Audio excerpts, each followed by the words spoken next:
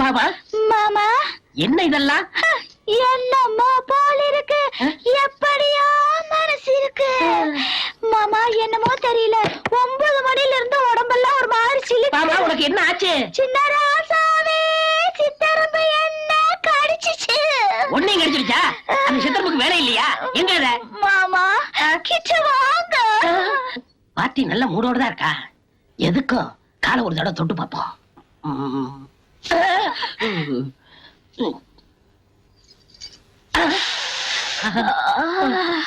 இன்னும் பார்த்து கொண்டிருந்தால் என்னாவது?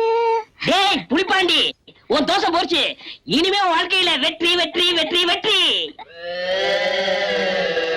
இன்று சொர்க்கத்தில் திறப்பு விழா, புது சோலைக்கு வசந்த விழா, பக்கத்தில் பருவநிலா இளவை தரும்.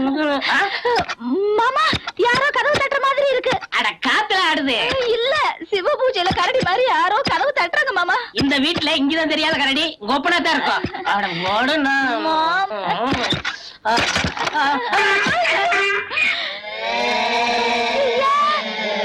இதே நாங்க கழுத்துல தாலியோட கழுத வந்து நிக்குது. நான் தான் கேட்டேன். அப்போ இதுதான் எனக்கு சக்காலத்தியா?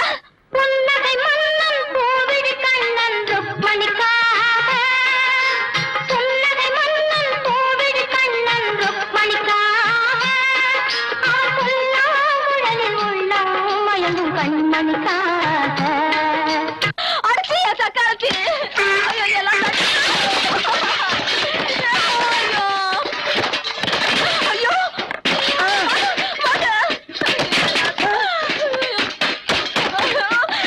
என் கட்டில எல்லாம் போட்டு உடைக்கிறாளே. போடி வெளியில, என் சக்காலத்தி கூட்டிட்டு போங்க வெளியில. அப்பா நான் மோச போயிட்டேன்ப்பா. எல்லா விஷயமும் கேள்விப்பட்டு எரிமலையா வந்திருக்கிறோமா? என்னடா மாமா, ஏண்டா என் ஒரே ஒரு பொண்ணை உனக்கு கல்யாணம் பண்ணி கொடுத்து உன்னை வீட்டோட மாப்பிளையா வச்சிருந்தா, ஐயோ ஒரு கழுதைக்கு தாலி கட்டி கூட்டியாந்திருக்கே. நான் சின்ன வயசுல செஞ்ச தப்புக்கு பரிகாரமா தான். சின்ன வயசுல இருந்தே தப்பு பண்ணிக்கிட்டு இருக்கிறியா? இனிமே ஒரு நிமிஷம் கூட இந்த வீட்டுல நீ இருக்க கூடாது. வெளியே போடா. என் பொண்ணு இனிமே உன்னோட வாழ மாட்டா. வாமா போலாம். நீ வாமா. பெரிய லைலா மஜ்னு, நீ வாமா.